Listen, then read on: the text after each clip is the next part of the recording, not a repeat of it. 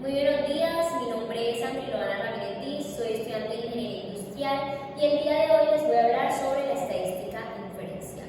Desglosando todos los conceptos, tenemos estadística e inferencia. ¿Pero qué es la estadística? La estadística es una ciencia o disciplina que se encarga de recolectar datos, analizarlos, interpretarlos, sacar resultados y llegar a las conclusiones. ¿Qué es ahora la inferencia? Bueno, es deducir y sacar conclusiones. Es como lo que hacen los detectives. Tenemos una información, de ella sacamos conclusiones, la analizamos y a través del razonamiento llegamos a una conclusión. Ahora, teniendo estos dos conceptos, ¿qué es la estadística inferencial? Bueno, la estadística inferencial es una rama que estudia diversos procedimientos o técnicas para que a partir de una muestra inferir hacia una población. Entonces, es la etapa deductiva de la investigación científica. Se utilizan muchos cálculos aritméticos para llegar a conclusiones. Se suele usar hipótesis y contraste de hipótesis y es la etapa práctica de la estadística. Entonces, aquí hablamos de dos conceptos que son la población y la muestra.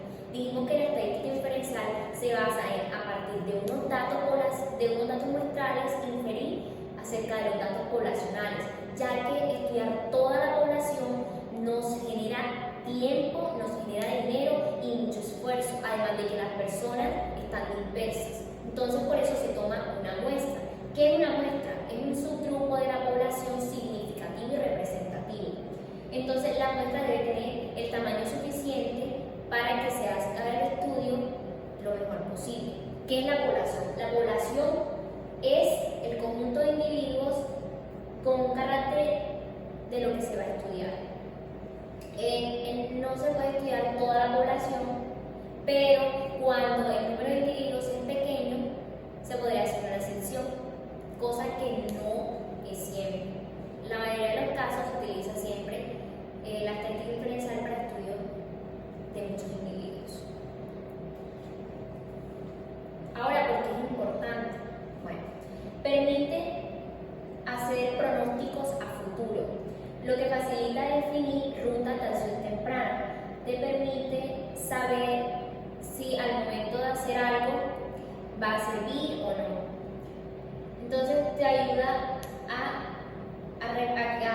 solucionar problemas que se puedan presentar de manera más corta. Entonces te ayuda a ahorrar tiempo, te ayuda a ahorrar mucho dinero y menos esfuerzo. Entonces, aplicación de la estadística inferencial. Se puede aplicar en muchos campos y en especial en nuestra vida cotidiana. Por ejemplo, cuando se hacen sondeos de tendencia de voto. Una persona, si quiere saber cuál es el participante más preferido, el que va ganando, no se va a poner a preguntar a cada persona que vaya a votar, sino que se realizan encuestas.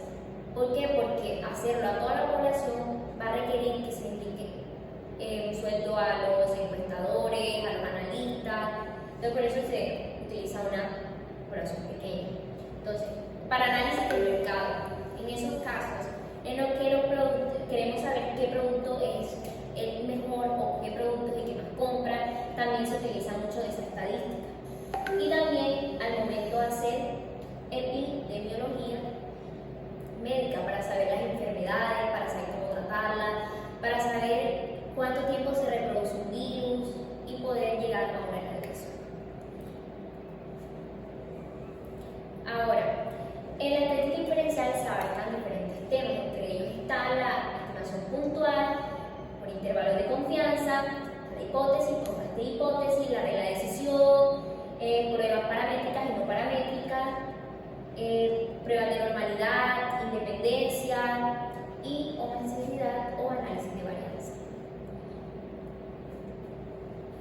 También necesitamos estos conceptos para llevar a cabo un ejercicio de aplicación: el estadístico y las distribuciones muestrales.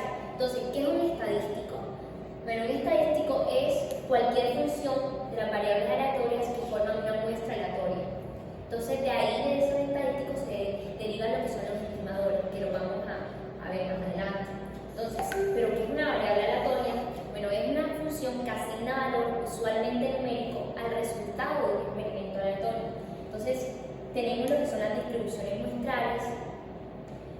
que dependen de la distribución de la población, que puede ser normal, depende del tamaño de la muestra y depende del método de muestreo elegido. Ahora, uno de los temas es la estimación puntual. Para abarcarlo necesitamos saber qué son los parámetros y qué son los estimadores. Parámetros es un número que resume y permite interpretar los datos extraídos del estudio de una muestra estadística, y los estimadores son estadísticos independientes que pueden calcularse a partir de datos muestrales para así proporcionar información acerca de la población.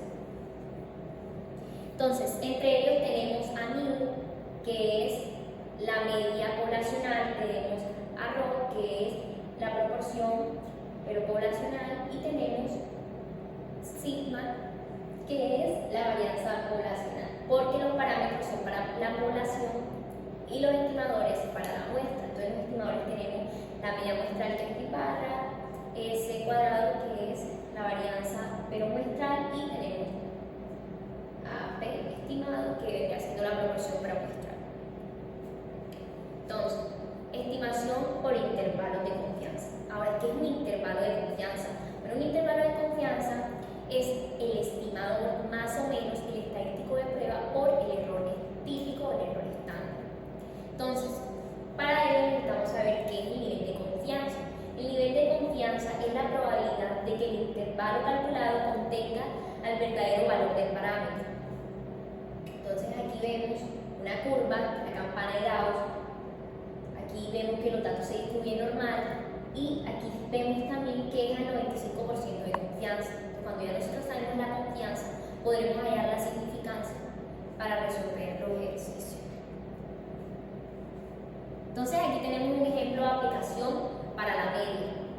Aquí tenemos la fórmula, como es muestral, tenemos X barra más o menos el estadístico de prueba, en este caso es Z.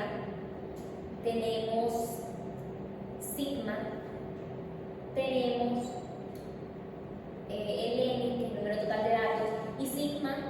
O sea, aquí nos hacemos la pregunta: ¿por qué no? Si la media es muestral, ¿por qué se utiliza entonces sigma y no S? Entonces, porque es intervalo de confianza para la media con varianza conocida, que se conoce. Entonces, aquí dice que se va a tener una muestra de 25 alumnos de una facultad para estimar la calificación media de los expedientes de los alumnos de la facultad. Entonces, aquí te dan la media, que es de 4.9, te dan también el N, que es de 25, te dan 2.01, que es la desviación típica, y te dan también el intervalo de confianza, que es el 90%. Entonces, todos esos datos aplicamos la fórmula para saber dónde está el verdadero valor del parámetro. También tenemos un ejemplo de aplicación para la proporción.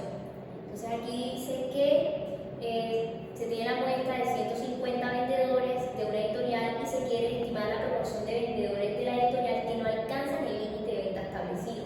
Entonces, buscaron, y de esos 150 vendedores que tomaron de muestra, 50 no han conseguido llegar al límite. Entonces, aquí se saca la proporción, que va a ser 150 entre 150, que es el total, y eso te da la proporción. Entonces, la proporción, aquí viene lo que es el estimador, que es esa división.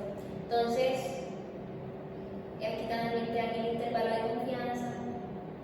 Tenemos el número total de datos, que será 150, y ya. Entonces, aquí tenemos la referencia, donde sacamos la información. Muchas gracias por la atención.